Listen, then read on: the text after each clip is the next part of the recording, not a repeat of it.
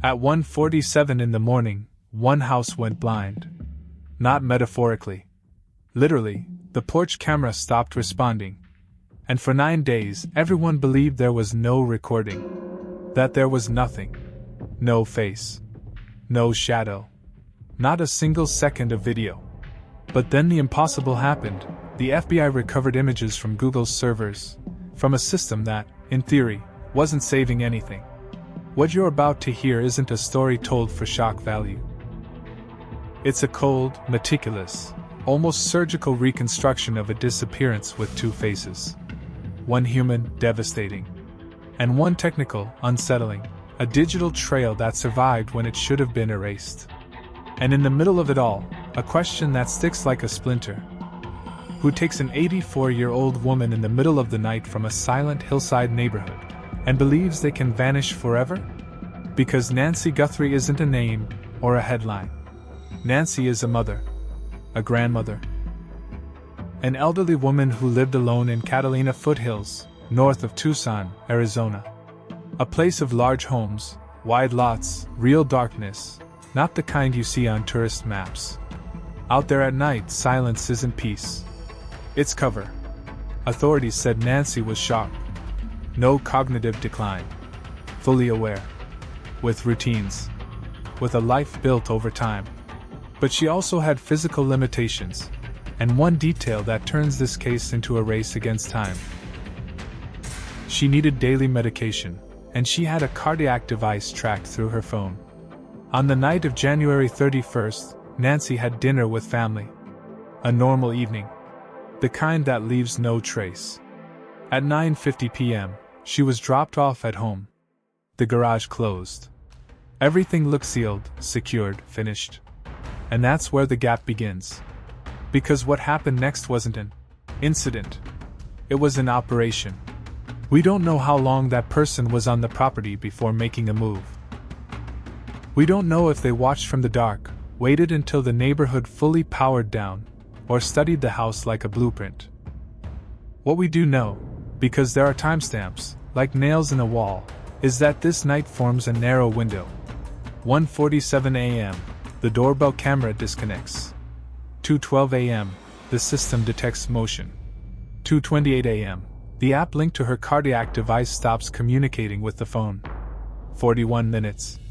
Almost nothing, and yet enough to change an entire life. The first major trap in this case was the belief that there was no video. Yes, the camera was a Nest model, but without an active recording service that stores days of history.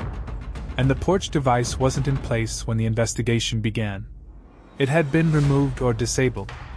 For more than a week, investigators were walking in the dark. And here comes the turn. The darkness wasn't total. It only looked that way.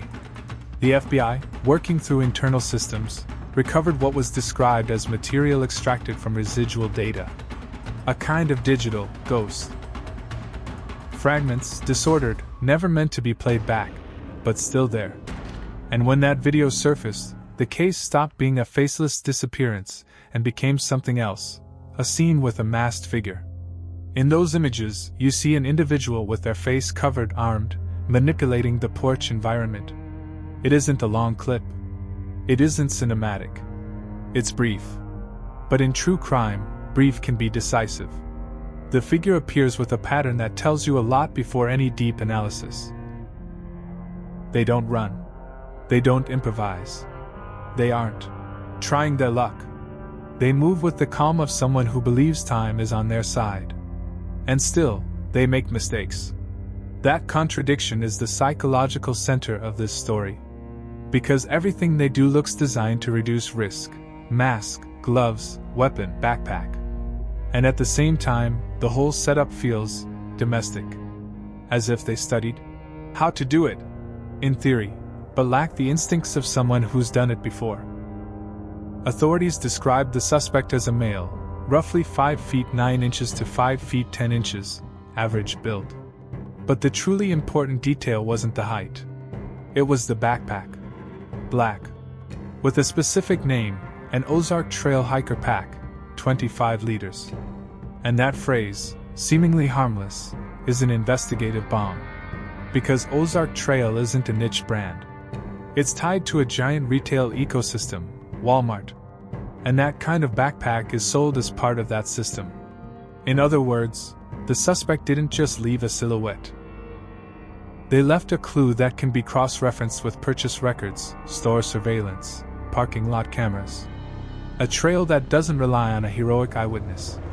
It relies on finding a person buying something in one of the most surveilled retail environments in the country. Here, the case changes shape. Because the public narrative always wants the same thing: a professional predator, a criminal mastermind, someone invisible. But this scene suggests the opposite. It suggests someone who prepared, with accessible tools. Investigators have indicated they're working with Walmart to track sales and review surveillance in search of who bought that backpack and, possibly, other visible items: clothing, mask, accessories. Not every item can be tied with certainty to a single store. But the backpack alone narrows the circle. Because it's not rare, and precisely because of that, it's traceable. And while that line of inquiry moved forward, another physical reality became unavoidable. Blood. On the porch. Testing confirmed the blood found at the entryway belonged to Nancy. In any story, that's the moment mystery turns brutally real. Because we're no longer talking about someone who left. We're talking about something that happened there, at that threshold. In her own home. And still, for days, there were no arrests. There were rumors, media noise, theories. Social media, like it always does, looked for fast villains. But the sheriff was clear.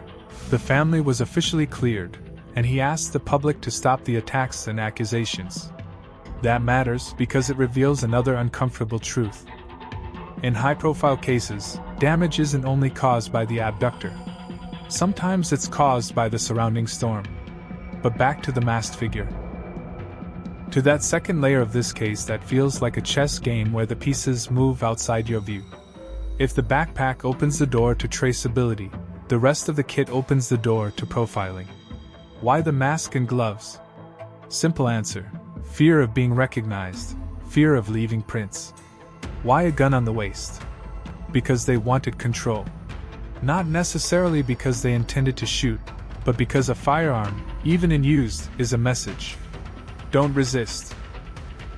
And with a victim who has limited mobility, the gun is almost redundant. That says something about a psychological need to dominate the situation. And then there's the detail that makes this case a mirror for our era. They believed the blackout was permanent. If their plan depended on eliminating cameras, they succeeded, halfway. Because what the recovered video proves is that even if the device disappears, the data can keep living somewhere else. Somewhere the suspect may not have even imagined. And that opens a reflection that's uncomfortable even for those who want justice. How much everyday life is saved, even when you believe it isn't? The same mechanism that, in this case, could help identify the person responsible, is the mechanism that reminds anyone with a doorbell camera that privacy is fragile when it depends on systems you don't control. Meanwhile, the search continued in the physical world. Teams, desert terrain, grid searches, resources, and a reward that kept growing. In the most recent updates, the amount surpassed $200,000 through combined contributions and official reward offerings. It isn't just money. It's a way of saying, someone knows something, and we want them to speak. There's a pattern that repeats in real abductions. Often the plan doesn't fail, the silence fails. A neighbor who saw a figure in a parking lot. A worker who remembers someone buying gloves, a mask, a black backpack. A person who noticed a shift in someone's behavior after that date. A strange conversation. A weird joke. A search on a phone. A nervousness that doesn't fit. Because if the suspect is, as the overall picture suggests, more civilian than professional, their risk isn't only at the crime scene. It's in their normal life. In what they do the next day. In how they behave when the world starts watching. And still, there's one more reason this case is so powerful. Motive remains unclear. Authorities have considered possibilities as they do. From a ransom-driven abduction to a crime that spiraled. But as of now, motive isn't what leads. Evidence does. And the evidence runs on 2 tracks. 1, the digital track. The recovered video. The exact timestamps. The disconnection markers. A sequence that suggests someone was there and tried to blind the system. 2, the material track. The confirmed blood. The porch threshold. Biological analysis. Objects recovered in the surrounding area and compared against databases. At points, reports have mentioned recovered gloves and DNA with no immediate match in national systems. That doesn't mean it's useless. It means it doesn't have a name yet. And this is where modern investigation becomes almost mathematical.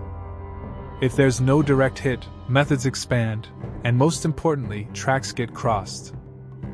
If the video yields an object, the backpack, the object can lead to a buyer. If a buyer is identified, it can be compared against a physical profile. If a biological profile exists, it can be compared against history. If a purchase is found, it can be compared against routes. If a route emerges, it can be compared against outside cameras. Everything validates everything.